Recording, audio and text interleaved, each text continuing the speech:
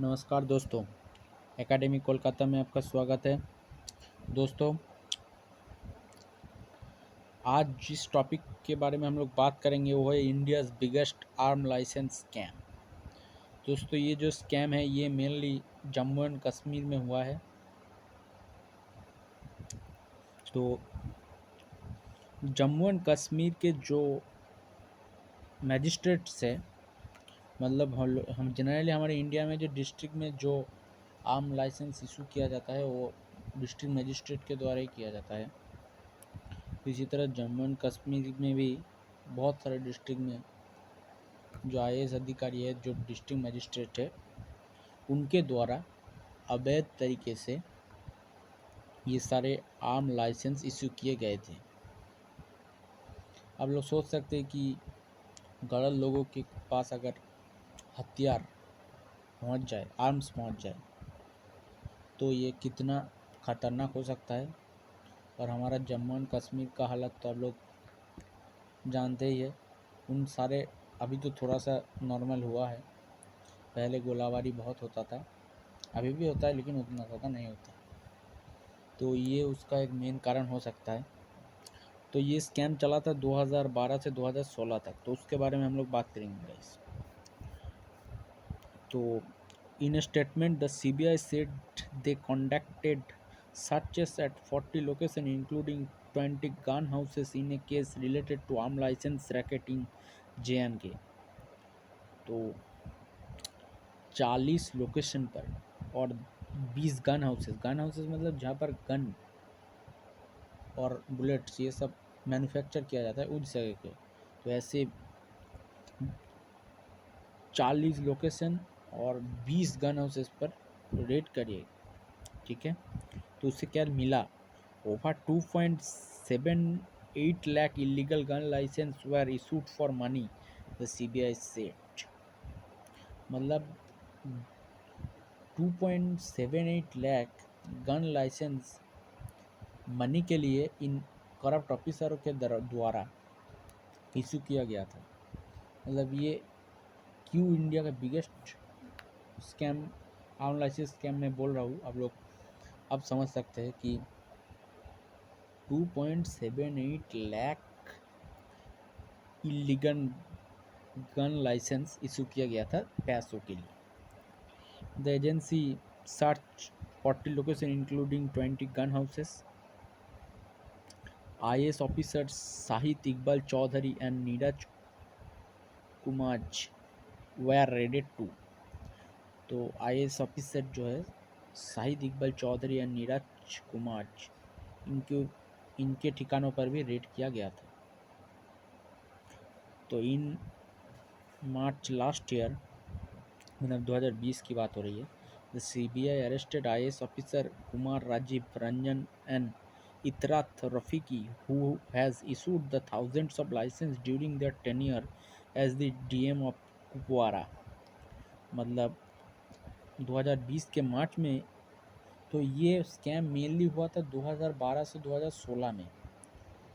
2017 में राजस्थान एटीएस को पहले इस बात पता लगी, बाद में ये केस सीबीआई के पास गया।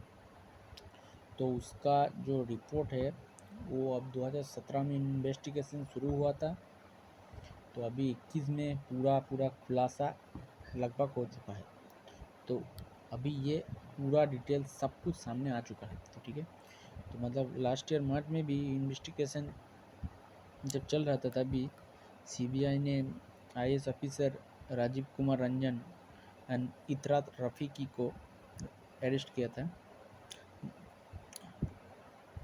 ठीक है।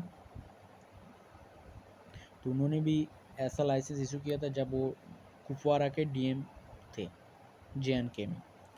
The arm licence racket was first under authored by ATS Anti-Terrorism Squad of Rajasthan in 2017 after they found criminals with licensed weapons issued by bureaucrats in JNK। ठीक है, मैं जो बात पहले बोला था वही है। The ATS also had found that over 3,000 licenses were given in the name of army personnel based on fake documents। मतलब कितना बड़े लेवल पर ये चोरी हो रही है, आप समझ सकते हैं। आर्मी पर्सनल के नाम पर ये इशू किया गया था, वो भी फेक डॉक्यूमेंट्स देखकर। मतलब कितना खतरनाक हथियार इशू किया गया है, आप लोग सोच सकते हैं। While then the Peoples Democratic Party BJP government, मतलब तब जो महबूबा मुफ्ती की सरकार थी, तो पीपल्स डेमोक्रेटिक पार्टी एंड बीजेपी का गवर्नमेंट था जम्मू एंड कश्मीर में, has been accused for trying to shield the accused under the grab of a vigilance probe after the imposition of governor's rule in 2018. The then governor N.N. Vora handed over the case to CBI. ठीक है, मतलब ये report जो NDTV का हम अभी PDF बनाकर गुरुत्व जो इम्पोर्टेंट पॉइंट है उनको लेकर बनाए हैं, उस रिपोर्ट का कहना है कि तब जो बीजेपी और पीपल्स डेमोक्रेटिक पार्टी PDP और बीजेपी की जो गवर्नमेंट थी, उनके ऊपर ये आरोप लगाया था कि वो लोग इन ऑफिसरों को बचा रहे हैं। तो जब 2018 में वहाँ पर गवर्नर रूल लगाया गया, तब उनका गवर्नर जो थे N.N. वोरा, उन्होंने ये केस CBI को दे दिया था। ठीक है, Among those raided are 2 IAS officers, Shahid Iqbal Chaudhary and Neeraj Kumar. Mr. Chaudhary, who is secretary of tribal affairs, मतलब शहीद इकबाल जो चौधरी है वो अभी जो ट्राइबल अफेयर्स डिपार्टमेंट का सेक्रेटरी है। उन्होंने जम्मू कश्मीर के 6 district of Jammu and Kashmir के DM के पद पर कार्यरत थे। He claimed that no incriminating material was found during searches by CBI at his residence, but admitted there were irregularities in some cases. मतलब शाहिद इकबाल चौधरी और नीरज कुमार जो है, इन दोनों को के ठिकानों पर भी रेड किया गया था। तो उनमें से एक शाहिद इकबाल चौधरी ने ये ट्वीट करके बताया है कि ये देखिए, उनका ट्वीट में दिखा रहा हूँ कि ये ट्वीट करके बता रहा है कि CBI ने उनके ठिकानों पर रेड तो किया है, लेकिन उनको कोई कुछ मिला नहीं। मतलब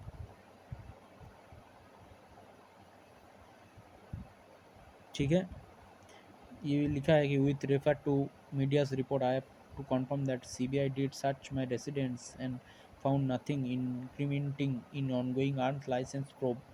Media friends may note the probe covers 4 years across all districts.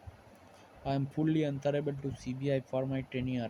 Start from my tenure or below. तो उनका जो टेनियर है वो सारे डिटेल्स वो बता रहे हैं। तो ठीक है, तो ये था मेन केस। तो ये बोल रहे कि मेरे पास तो कुछ नहीं मिला, लेकिन वो भी मान रहे कि कुछ इरेगुलरिटीज़ भी हुई है। तो गाइस, ये था India's biggest arm licence scam. तो इसका जो सारे डिटेल्स है मैंने बता दिया है। तो गाइस, आज के लिए बस इतना ही। जय हिंद। और अगर हमारी वीडियो अच्छा लगे तो हमारे चैनल को सब्सक्राइब कर दीजिएगा।